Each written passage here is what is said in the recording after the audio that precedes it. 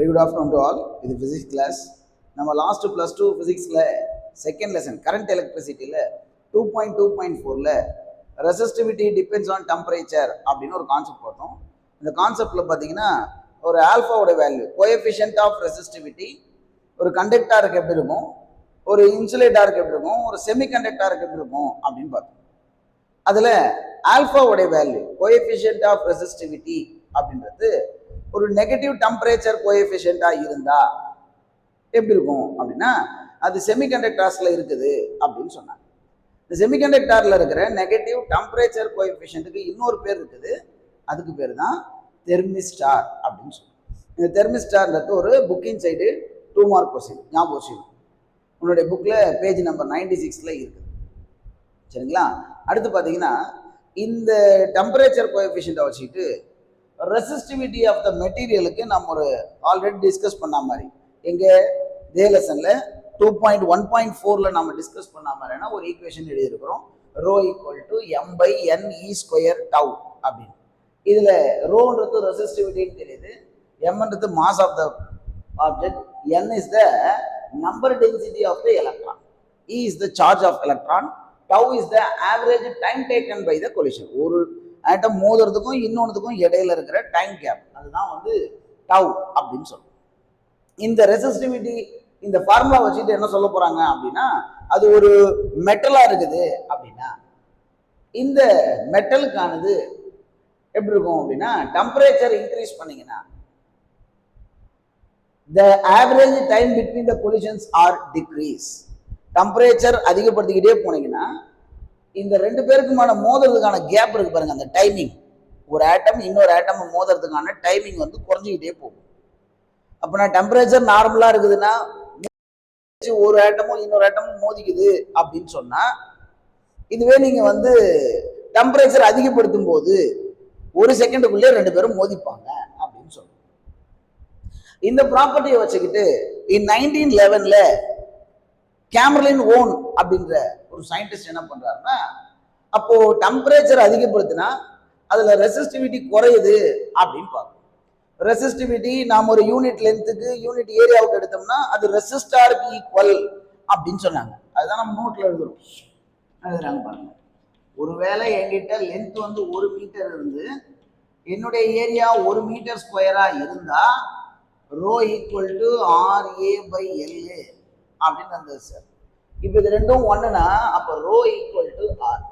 Resistance வேற resistivity வேறன்னு கிடையாது. அப்ப என்ன சொல்ல வரீங்க, நீங்க டெம்பரேச்சர் அதிகப்படுத்திட்டே போனா ரெசிஸ்டிவிட்டி குறையும்னு சொல்றீங்க. அப்போ டெம்பரேச்சர் அதிகப்படுத்துறேன், இப்ப டெம்பரேச்சரை குறைக்கிறேன் அப்படின்னா என்ன நடக்கும், நான் டெம்பரேச்சர் குறைக்க ரெசிஸ்டன்ஸ் குறைஞ்சிட்டே வரும். அப்படி குறைஞ்சிட்டே வந்தா ஃபைனலா என்ன ஆகும், ஒரு பர்டிகுலர் டெம்பரேச்சருக்கு மேல நான் குறைக்கும் போது அதனுடைய ரெசிஸ்டன்ஸ் இன்டர்னல் ரெசிஸ்டன்ஸ் 0 ஆகும். இந்த இன்டர்னல் ரெசிஸ்டன்ஸ் 0 ஆகிற இந்த டைப் ஆஃப் மெட்டீரியலுக்கு பேர் தான் சூப்பர் கண்டக்டர்ஸ் அப்படின்னு சொன்னார். இது அவரு மெர்க்குரி மெட்டல்ல ட்ரை பண்ணி பார்த்தார். மெர்க்குரி மெட்டல்ல கிட்டத்தட்ட அதனுடைய டெம்பரேச்சர் 4.2 கெல்வின் வரைக்கும் கொண்டு வரும்போது அந்த மெர்க்குரி மெட்டல் உள்ள இருந்த இன்டர்னல் ரெசிஸ்டன்ஸ் 0 ஆகிறத பார்த்தார். ஒரு அல்ட்ரா கோல்ட் டெம்பரேச்சருக்கு நாம் ஒரு மெட்டீரியலை கொண்டு போறோம், ஒரு கண்டக்டரை கொண்டு போறோம் அப்படின்னா அந்த டெம்பரேச்சர்ல அதனுடைய ரெசிஸ்டன்ஸ் 0 ஆகும்.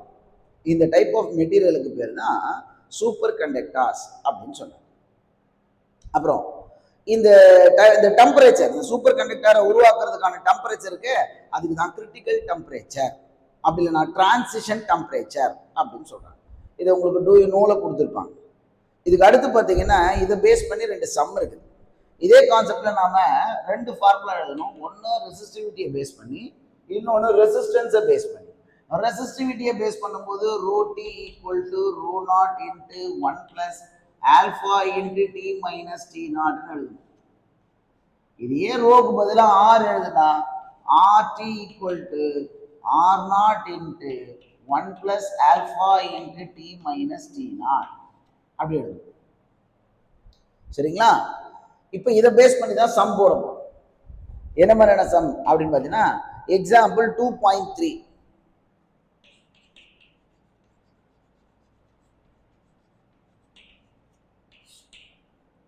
எக்ஸாம்பிள் 2.13 11வது சம் செகண்ட் லெசன்ல அதுல என்ன சொல்லியிருக்காங்க அப்படின்னா கொஸ்டினை படிக்கிற பாருங்க. If the resistance of the coil is 3 ohm at 20 degree Celsius. இந்த 20 degree Celsius அப்படின்னா நம்ம அதை ரூம் டெம்பரேச்சர்னு சொன்னோம். அப்பனா அவங்க என்ன சொல்ல வர்றாங்க, R0 உடைய வேல்யூ 3 ohm அப்படின்றாங்க. சரிங்களா, 3 ohm. அண்டு ஆல்பா உடைய வேல்யூ அவங்கள கிவன்ல கொடுத்துட்டாங்க. Alpha equal to 0.004 per degree Celsius unit. 0.004 per degree Celsius. Then determine if the resistance at 100 degree. The resistance உடைய அதிகபட்ச டெம்பரேச்சர் 100 டிகிரி அப்படின்னு சொல்றாங்க. இப்போ T0 எவ்வளவு சொல்லுவோம், ரூம் டெம்பரேச்சர்னு சொன்னாங்க, 20 டிகிரி செல்சியஸ்னு சொன்னாங்க. இந்த டேட்டாவை வச்சுக்கிட்டு இந்த சம்ம சால்வ் பண்ண முடியுமா சார் அப்படின்னா பண்ணலாம். இதெல்லாம் கிவன் டேட்டா. ரெக்வயர்டு ஒன்று இருக்குது, அவங்களுக்கு என்ன வேணும்ன்றாங்க, ஆர்டி எவ்வளோன்னு கேட்குறாங்க. சரிதானா, இங்கே டீயோட வேல்யூ கொடுத்துட்டாங்க. அப்போ R100 is equal to R0 into 1 + alpha into T minus T0. இப்போ 3 மார்க் கம்பல்சரியில் பப்ளிக்கில் கேட்ட கொஸ்டின் தான் பாரு, அதனால இந்த ஃபார்முலா எழுதும், இந்த சம்மை எழுதும். இது R0 Tக்கு பதிலாக, R0க்கு பதிலாக எவ்வளோ வச்சுருக்கீங்க, 3 ohm வச்சுருக்கீங்க, டிவைடட் பை 1 + ஆல்ஃபாவுக்கு பதிலாக 0.004, அப்புறம் இன்ட்டு T வந்து 100 மைனஸ் T0 20 அப்படி. இப்போ சால்வ் பண்ணுங்க. 3 1 + 0.004 இன்ட்டு 100 மைனஸ் 20 80. சரிங்களா, அப்படி எழுதலாம் சார்.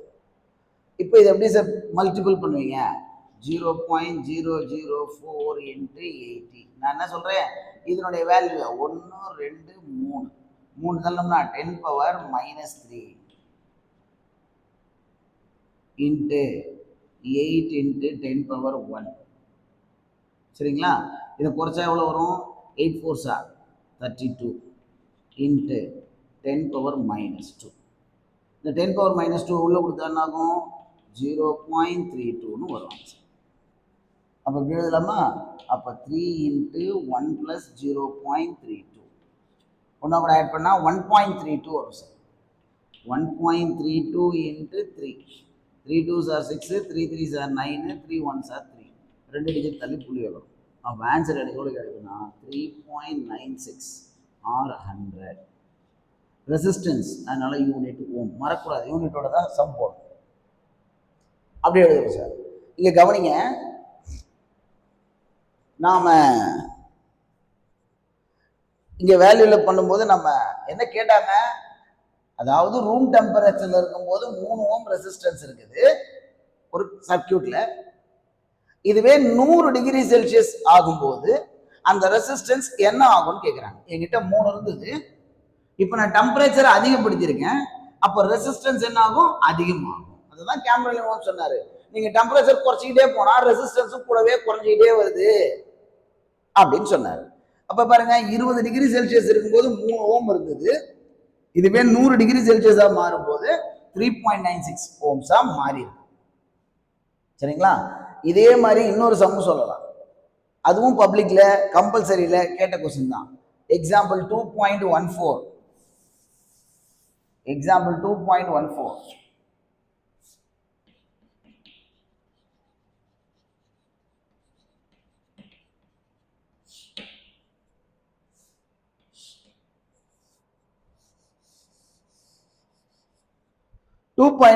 என்ன கேட்டிருக்காங்க பாருங்க, resistance of the material at 20 degree and 40 degree ரெண்டுத்தும் கொடுத்துருக்காங்க.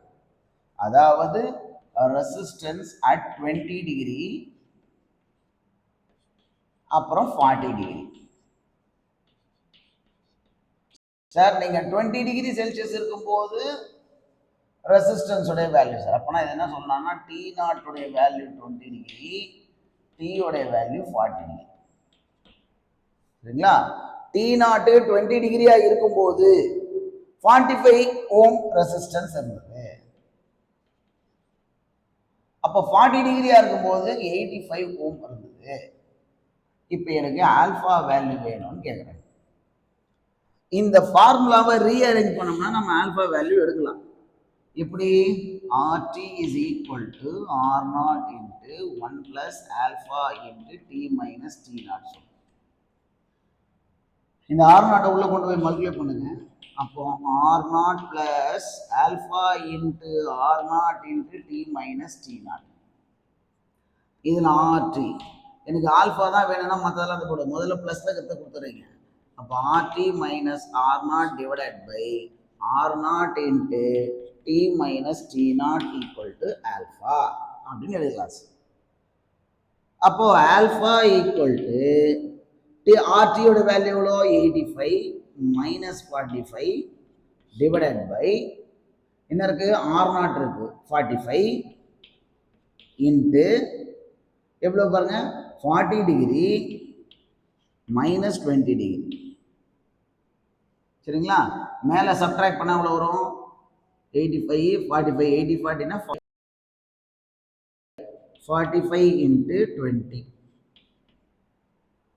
245s are 90. ஒரு 0 சேர்த்தா 900. அப்போ 40 டிவைடட் பை 900. ஒரு 0 கேன்சல் பண்ணு.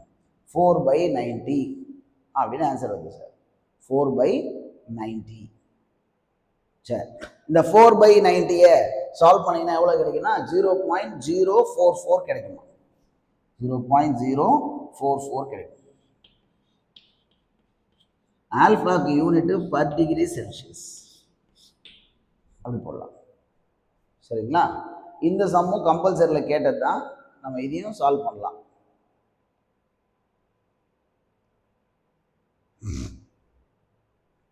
இப்படி ரெண்டு சம்முமே கம்பல்சரியில் கேட்ட சம் தான். கொஞ்சம் பொறுமையாக கவனித்து போடுங்க.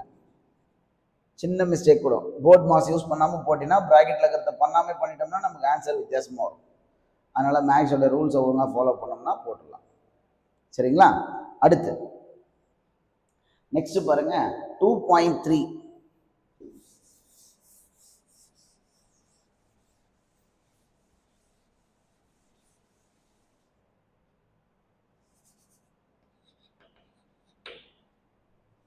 electric energy and power in electrical circuits.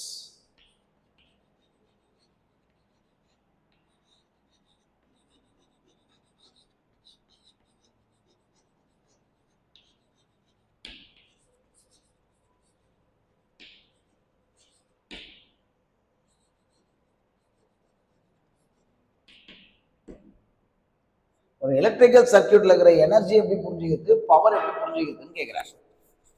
அதுக்கு முதல்ல அவங்க பவர் சொல்லி தராங்க. பவர் அப்படின்னா ரேட் ஆஃப் டூயிங் ஒர்க் அப்படின்னு சொல்றது. Rate of doing work. அப்போ இங்க இருக்கிற எனர்ஜி என்ன அப்படின்னா பொட்டன்ஷியல் எனர்ஜி அப்படின்னு சொல்றோம். அந்த பொட்டன்ஷியல் எனர்ஜியை டியூ அப்படின்னு சொல்றோம். D U equal to V into d q. Gauss லால கூட படிச்சிருக்கோம் ஃபர்ஸ்ட் லெசன்ல. அப்படி வி இன்ட்டு டிக்யூ அங்க எஃப்னு படிச்சிருப்போம். அது ஒர்க் டன் டபிள்யூ ஆயிருக்கும். அந்த டபிள்யூல இருந்து யூவை டிரைவ் பண்ணி கொண்டு வந்துடும். ஸோ வி இன்ட்டு டிக்யூ அப்படி. இப்போ பவர்னா electrical power P is the rate at which the electrical potential energy. So பவர்னா என்ன சொல்றாங்கன்னா du பை ரேட் விச் அப்படின்னு சொன்னதுனால டிவைடட் பை dt. இதை சப்ஸ்டியூட் பண்ணுங்க. அப்போ P is equal to V into dq by dt. Sir power P is equal to V into dq by dt. The rate of change of charge, flow of charge அப்படின்னா அதான் இந்த லெசன்ல first equation. dq by dt க்கு பேரு current I. இப்போ இதுக்கு பதில் ஐன்னு எழுதுனா P is equal to VI. பவர்ன்றது பொட்டன்ஷியல் டிஃபரன்ஸையும் கரண்ட்டையும் மல்டிப்ளை பண்ண ப்ராடக்ட் பண்ண ஒரு வேல்யூ அப்படின்னு சொல்றாங்க. சரிங்களா? இந்த expression delivered by the battery at any electrical system where I is the current passes through it. and V is the potential difference across it. இதுக்கான பவருக்கான SI யூனிட் அப்படின்னு பார்த்தீங்கன்னா SI யூனிட் அப்படின்னு பார்த்தீங்கன்னா வாட் அப்படின்னு சொல்லுவாங்க. ஜேம்ஸ் வாட்டை ஹானர் பண்றதுக்காக கொடுத்துருக்காங்க what. சரிங்க சார், இந்த வாட் அளவு அப்படியே பயன்படுத்த முடியுமா அப்படின்னா, இப்போ ஒரு வாட் அப்படின்னா என்னன்னு சொல்லுவீங்க? ஜூல் பர் செகண்ட்னு சொல்லணும். Joule per second. இதை டெரைவ் பண்ண என்ன கிடைக்கும்னா ஜூல் செகண்ட் இன்வெர்ஸ்னு சொல்லணும். அதுவும் வாட் தான். சரிங்க சார், இந்த அளவு தான் சார் நம்ம வாங்குற ஒரு பல்புலையும் ஒரு எலக்ட்ரானிக் பொருளையும் எழுதியிருக்கிறாங்க. என்னென்னு எழுதியிருக்கிறாங்க? ஒரு பல்பு வாங்குறீங்கன்னு வச்சுக்கோங்க, அது மேலே என்ன எழுதியிருப்பாங்க? நான் ஒரு 5 வாட்ஸ் பல்பு கேட்குறேன்னா 5 வாட்ஸ் அவ்வளோதான் எழுதியிருக்குமானா இல்லை சார். கூட என்ன ரேட்டிங் பண்ணியிருப்பாங்கன்னா 220 வோல்ட் அப்படின்னு ரெப்ரசன்ட் பண்ணியிருப்பாங்க. 220 வோல்ட். நான் ஒரு 60 வாட்ஸ் பல்பு வாங்குறேன்னா 60 வாட்ஸ் ஒரு ஐஃபோன் போட்டு 220 வோல்ட் அப்படின்னு எழுதியிருப்பாங்க. இப்படி அது பேரில் அதனுடைய பவரை மென்ஷன் பண்ணியிருப்பாங்க. சரிங்களா, வாட்ல. இதை ஓம்ஸ் லாவை பொறுத்து பவர் டெலிவரிட ஒரு ரெசிஸ்டன்ஸ்ல எப்படி சொல்லுவீங்க அப்படின்னு கேட்டால் இதை மாற்றி எழுதலாம். இப்படி ஓம்ஸ் லாவை பொறுத்துன்னு சொன்னாங்க. According to Ohm's law, Ohm's லான்னு சொன்னீங்க. அப்போ ஓம்ஸ் லானா V = IR. சரிங்களா, அப்போ P = Vக்கு பதிலாக IRன்னு போட்டுக்கிட்டா ரிமைனிங் ஒரு R I இருக்கு. இப்போ இந்த ரெண்டு பேரையும் மல்டிப்ளை பண்ணா I². அப்போ P = I² R அப்படின்னு எழுதலாம். இது அனதர் ஃபார்மேட். சார் அப்போ ஐயை வச்சு எழுதக்கூடாதா சார்? தாராளமாக எழுதலாம். I = V/R. இப்போ இதை சப்ஸ்டிட் பண்ணி பாருங்க இந்த இடத்துல. அப்போ P = V × ஐக்கு பதிலா V/R. அப்போ நான் P = V²/R. இப்படி இந்த 3 டேர்ம்ல நீங்க எதை ஒன்னாலும் பவருக்கு யூஸ் பண்ணலாம். It is another forms of power அப்படின்னு சொல்றோம். நம்மளுடைய TNEB இருக்குது இல்லையா, தமிழ்நாடு எலக்ட்ரிசிட்டி போர்டு, TNEB. இந்த TNEBல உங்க வீட்டுக்கு எவ்வளவு வோல்டேஜ் வருது அப்படின்றதுக்காக உங்களுக்கு காஸ்ட் கலெக்ட் பண்றது இல்லை. நீங்க எவ்வளவு பவர் செலவு பண்றீங்கன்றதுக்கு தான் cost.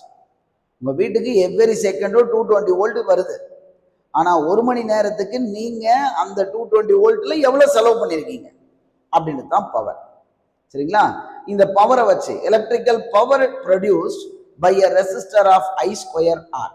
It depends on the square of the current. நீங்க சொன்ன மாதிரி I² Rன்றதுனால depend on the current. Hence the current is double, the power will be increases. எத்தனை டைம் இருக்கும்? by 4 times. ஏன்னா அது ஸ்கொயர்னு சொன்னாங்க. Similar explanation could hold for the voltage also. இங்க நம்ம EB-ல பார்க்குறோம். the தமிழ்நாடு எலக்ட்ரிசிட்டி போர்டில் சார்ஜிங் எதுக்கு பண்றாங்க? for the amount of energy you used and not for power. நீங்க எவ்வளவு எனர்ஜி செலவு பண்றீங்கன்றதுக்கு தான் பில்லு கொடுக்குறமே கண்டி நீங்க எவ்வளவு பவரை வீட்டுக்கு வாங்குறீங்கன்றதை பொறுத்து கிடையாது. சரிங்களா, அந்த வகையில நீங்க ஒரு பவர் அப்படின்னா a potential difference of 1 volt produce a power of 1 watts. அப்போ இருக்கிற கரண்ட்டுக்கு பேர் 1 ஆம்பர் கரண்ட் அப்படின்னு சொல்லுவோம். 1 ஆம்பர் கரண்ட் அப்படின்னு. அடுத்து இதில் ஒரு ப்ராக்டிக்கல் யூனிட் சொல்கிறாங்க. அந்த ப்ராக்டிக்கல் யூனிட் என்னன்னா கிலோ வாட் அவர். எலக்ட்ரிக் கரண்ட் எதில் சொல்கிறோம்? கிலோ வாட் ஹவர்ஸில் சொல்கிறோம். நியாயமாக வாட் செகண்டில் தான் சொல்லணும் பவரை, எலக்ட்ரிக்கல் எனர்ஜியை. ஆனால் இங்கே கிலோ வாட் ஹவர்ஸில் சொல்கிறாங்க. இது ப்ராக்டிக்கல் யூனிட்.